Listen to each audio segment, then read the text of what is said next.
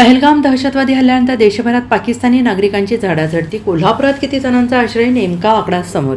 पहलगाम दहशतवादी हल्ल्यानंतर भारताने अत्यंत आक्रमक पवित्रा घेताना पाकिस्तानी नागरिकांना दिलेले सर्व व्हिसा रद्द केले आहेत. तसेच आपल्या नागरिकांना पाकिस्तानात प्रवास न करण्याचा सल्ला दिला आहे. पहलगाममध्ये निष्पाप 26 पर्यटकांची हत्या करण्यात आल्यानंतर देशात संतापाची लाट पसरली आहे. भारताने 1960मधील सिंधू जल करार रद्द केला आहे. अटारी येथील एकमेव कार्यरत जमीन सीमा क्रॉसिंग सुद्धा बंद केला आहे. पहलगाम दहशतवादी हल्ल्याच्या पार्श्वभूमीवर सुरक्षा मंत्रिमंडळ समितीने CCS गुरुवारी घेतलेल्या निर्णयाचा एक भाग असल्याने परराष्ट्र मंत्रालयाने म्हटलं आहे, भारत सरकारने तात्काळ प्रभावाने पाकिस्तानी नागरिकांना व्हिसा सेवा निलंबित करण्याचा निर्णय घेतला आहे, असं मंत्रालयाने म्हटलं आहे.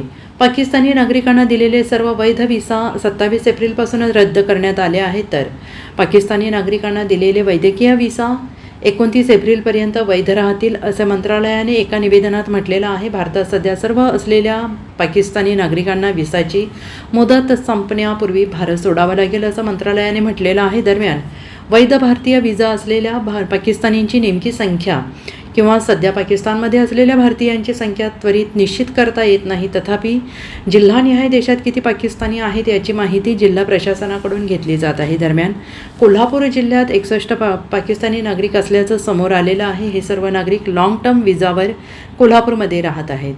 तर यामध्ये 3 मुस्लिम महिलांचा समावेश आहे. उर्वरित सर्व हिंदू आहेत. दुसरीकडे भारतीय बाजूने अटारी भूसीमेवरून देशात प्रवेश करणाऱ्या सर्व पाकिस्तानींना 1 मेपर्यंत देश सोडण्यास सांगितलं होतं. पाकिस्तानी नागरिक आता सार्क व्हिसा सूट योजनेसाठी पात्र राहणार नाहीत, असं म्हटलं होतं. पहलगाम येथील दहशतवादी हा हल्ला जम्मू आणि काश्मीरमधील नागरिकांवरील 2 दशकांमधील सर्वात मोठा हल्ला आहे.